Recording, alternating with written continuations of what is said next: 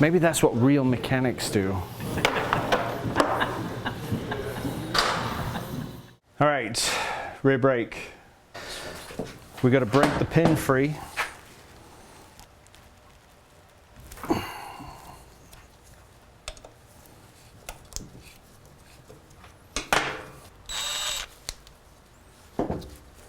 We have to break the mounting bolts free.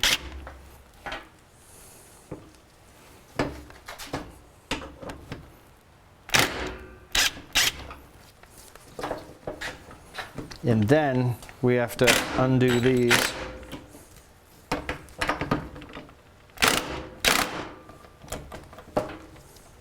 Okay, done.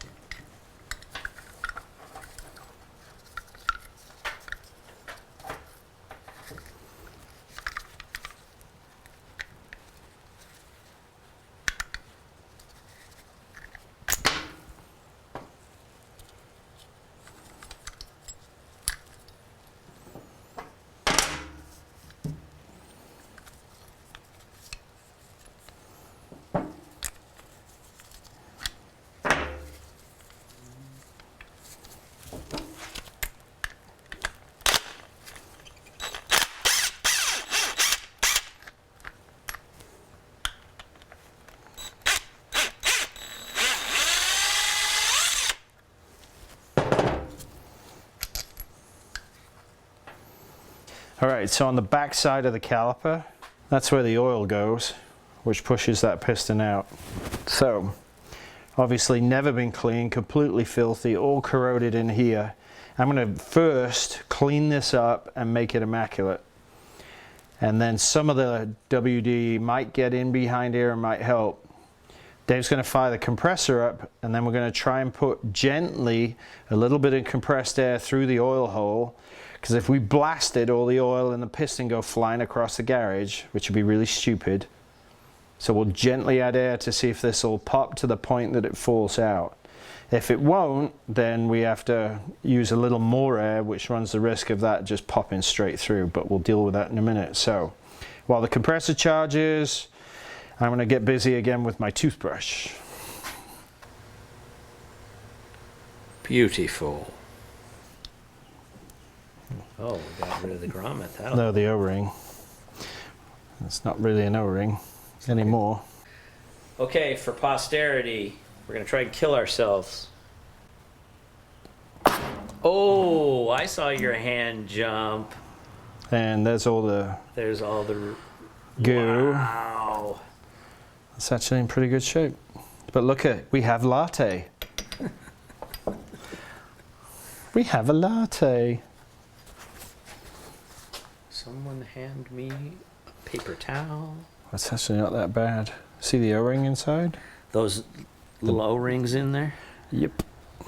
How much do you use the rear brake? Me, I only use it at slow speeds in a parking lot. I'm with Kevin Schwantz. I used the rear brake 3 times, and every time I crashed. So it's nice and smooth. So it's that. So the rear brake piston is actually, the surface, the coating is in first class shape. It's a jixer, man. Clearly the rear brake wasn't used very often at all. And on the back side that's internal, there's not really any water damage. There's some discoloration through here, but there's not a ton of water damage in there. So all in all, not bad at all. It's clean versus dirty. All right, into the front brakes next. May as well get the dirty, filthy, disgusting stuff out of the way first. So,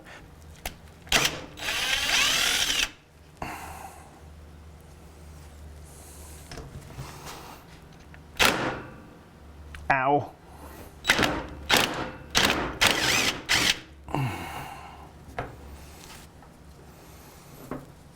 Okay, brake lines off. Same thing, break the pins free. That's next. These notoriously strip. Sustained force, my friend.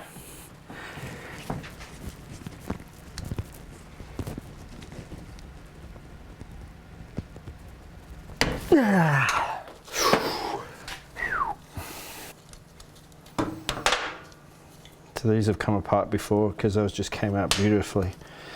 So somebody's actually done something in here earlier. Pads. Inside, outside. Now, if you look, those are Torx. They're not Allens. Oh.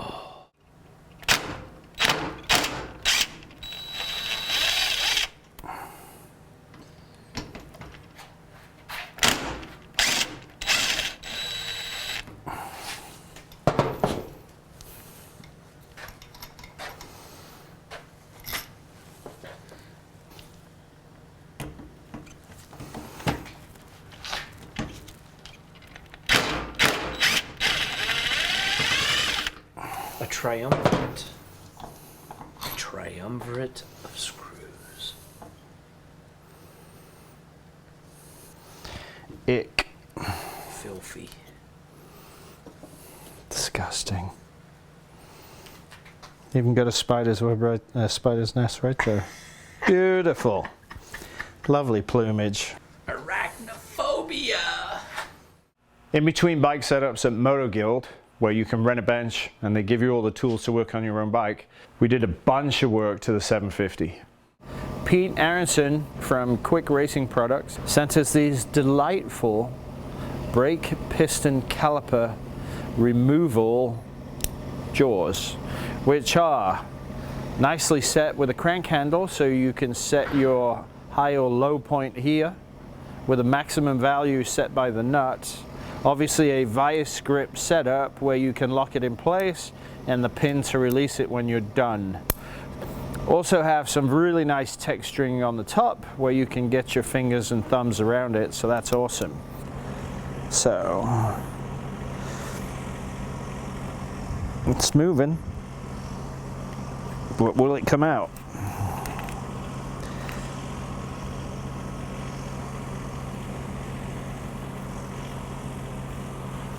All right, so holding it by hand is not going to work. So we're going to have to set it in there and make it lock.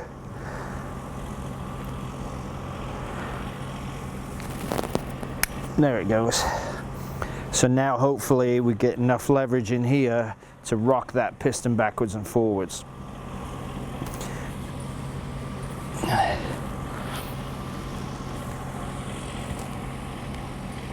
Nope, that doesn't want to go. Okay, so let's release it.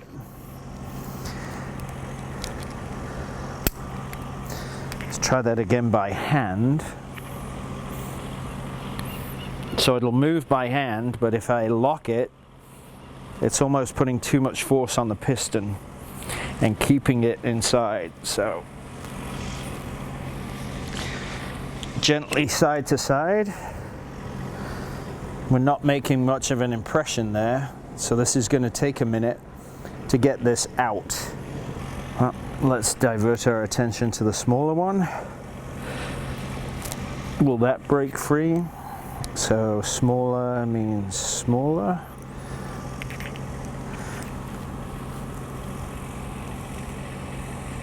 No, that's not breaking free at all. Let's try it again.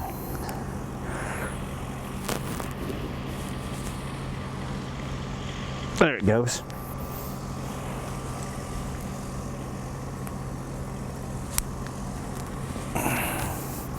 This one's moving a little easier.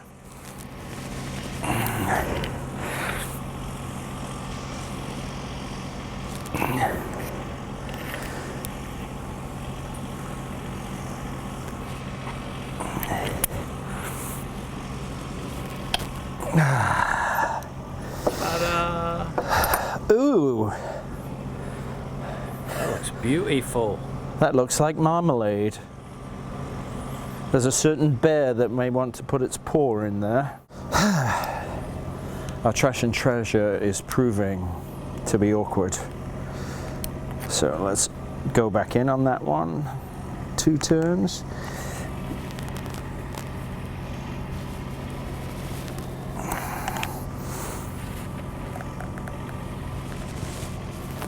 And that is definitely stuck. The hard part is making sure when you turn it, everything stays, so the piston doesn't kick and therefore bind. It's turning free enough either direction.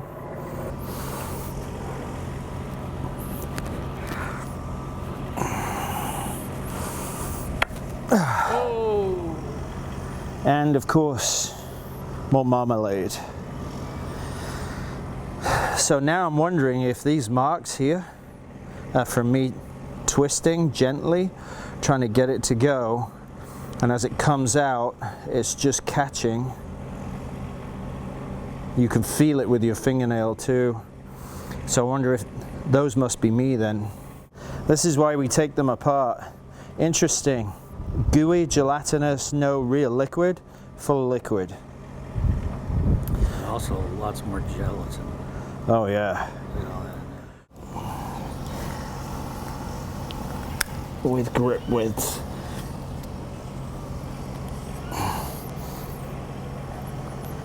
Oh, that one. Now I'm refining my technique. That's why. I am refining my technique. So, Are those pistons less brutalized? let's borrow another towel from over there. Nope, still the same, still scratch marks in them. Yep. So that's all on me. First time of doing it with that tool, but those pistons have been in there since, well, I don't know, 2004? maybe 2004. Oh, I guarantee 2004. The front seal is the dust seal. The back seal is the oil seal. So when you push pistons in and out, and if you don't clean them, the hope is the dust seal scrapes all the dust and debris off. But sometimes when those pistons are all crusty like that, and that sometimes won't wipe off, then if it's hard here, it'll rip the dust seal open, which isn't a bad thing. But if you push it in far enough, it can obviously hit the oil seal and nick it. So that's when you get, just like a fork seal leaking, it's because some debris here has cut the lip of the brake caliper oil seal, and then you've got to pull it all apart and start over. So, question. Why on the outside of the front brake caliper is it gelatinous and marmalade-like, but on the inside there's no evidence of that whatsoever? It's just brake fluid. Mr. Williams is curious. All you scientists, boffins, and extremely talented people with fluids, please send us the answer, or your version of what you think it is.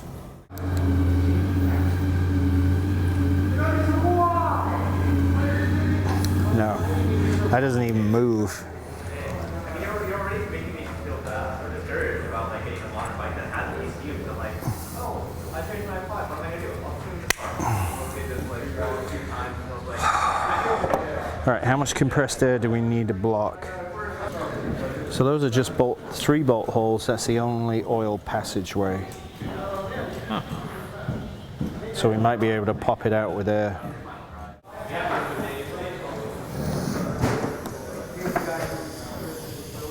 Go for it. We're done. Thanks.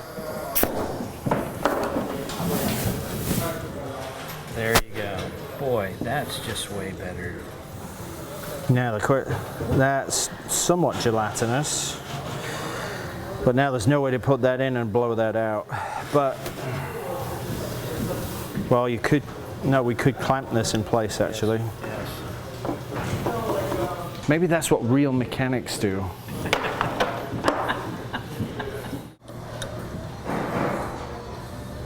There we go.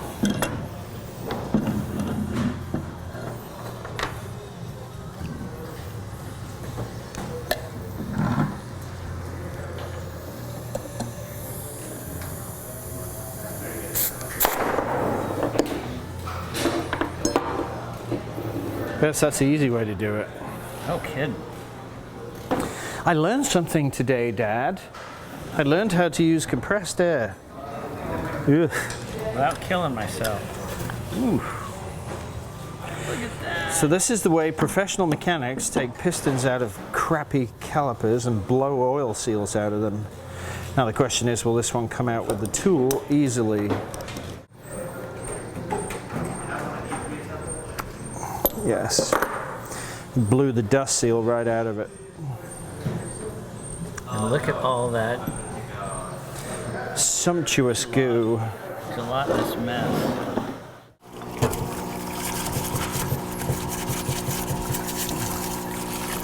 You can see how black it was before, and now it's already lifting all that crud off the face of the caliper. So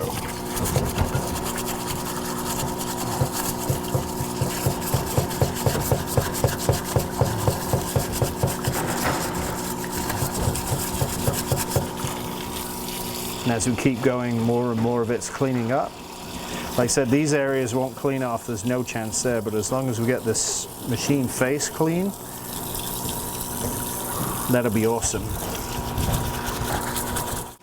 That will came up a little cleaner initially, but again, we can still get a razor blade on it and very gently clean all that crap off. Okay. Cut Davey's back. Triumph guy's back. We ordered all the parts, we got everything in. We have our brand new pistons, we have all our new O-rings. Bolts are clean, brake pins are clean, spring is clean, bleed nipple is out with rubber. I could spend hours upon hours upon hours chipping all this tiny black stuff off of here for really no particular gain. So now that these are all clean, we're going to take our pick here and we're going to make sure that on the rings there's no extra stuff, and there's a few things here and there, a few bits of debris. So we want to take the big chunks out, even though these have been cleaned before. Okay. A few odds and ends there, but nothing serious. This other side's got some more. Got a big chunk up here. Got it. Nothing there, that's all clean. Okay. Get a little brake clean in there.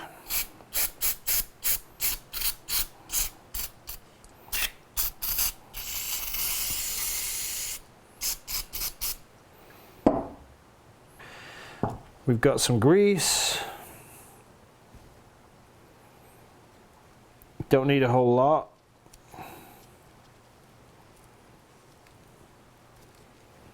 And again, light on the grease. Don't need to put a ton of stuff there. There are a couple of grooves in here. The back one is thicker, the front one is thinner. It certainly looks that way, but if we were to throw some calipers on it, it might be different. So big one in first, squish it in, and then bring it up.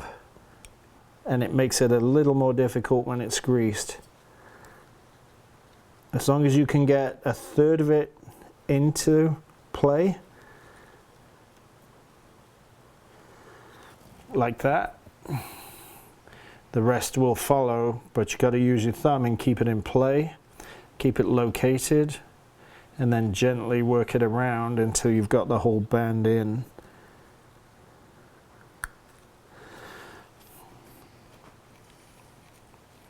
So that's nice and smooth, nice and set.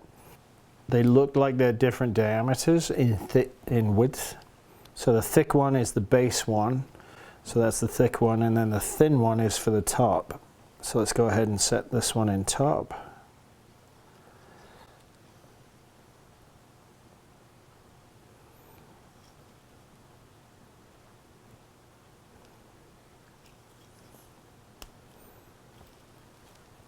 Bring that back up.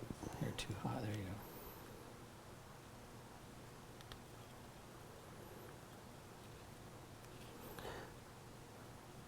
Yep, that's fully located. Then repeat, thick one on the bottom.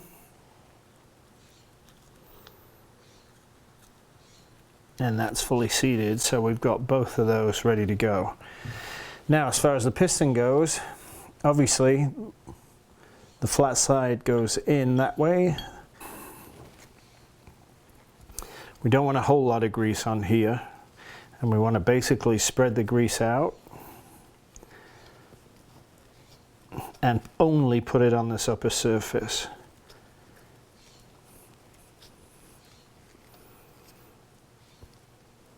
Everything is still clean. Okay, so that lines up. Pass the first, pass the second, bottom out, and done. Next one.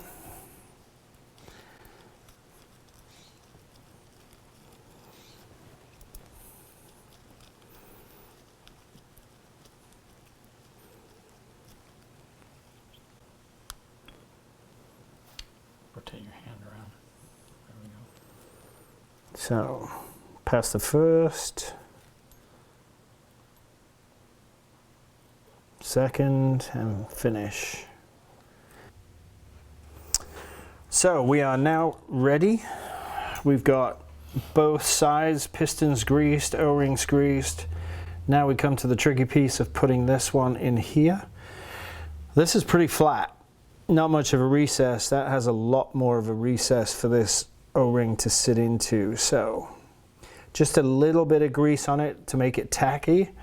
Then obviously this is going to go on top because that matches that way. Oy, easy. There we go. Now we need to bring our 3 bolts just to seat it. Where is it? Right there. Okay. So that's going to work fine. That's still in play. Next, we need to put this in, locate it, because that's got to go in next.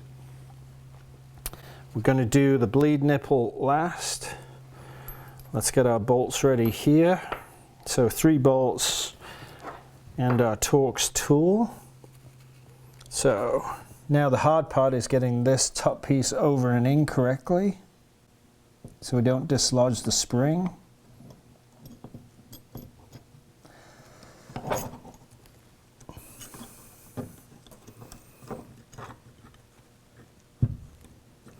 Okay, that's in.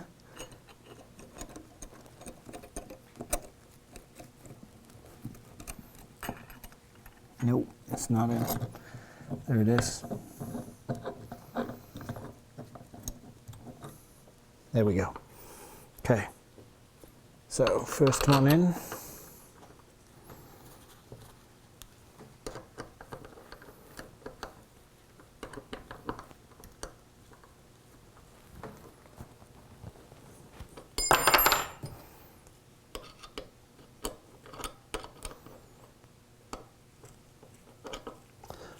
Grease everywhere. So that was first one started.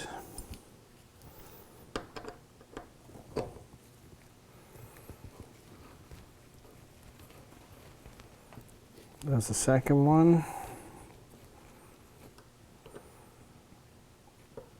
Just leave that light. Third one.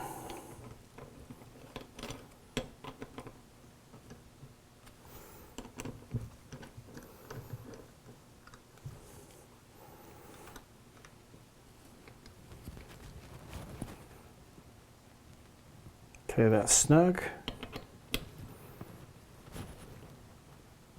Snug. Snug. Plate spring is in the right place. We don't need to insert these here yet because we've got to put the pads in, but what we do need to do with that correct there is go ahead and grease the threads. Again, just a little bit. So they're ready.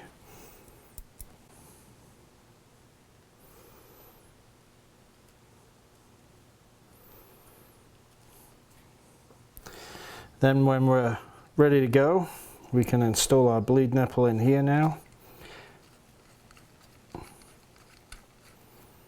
We'll go ahead and tighten that up with an 8mm, and now the caliper's ready to have the brake pads installed.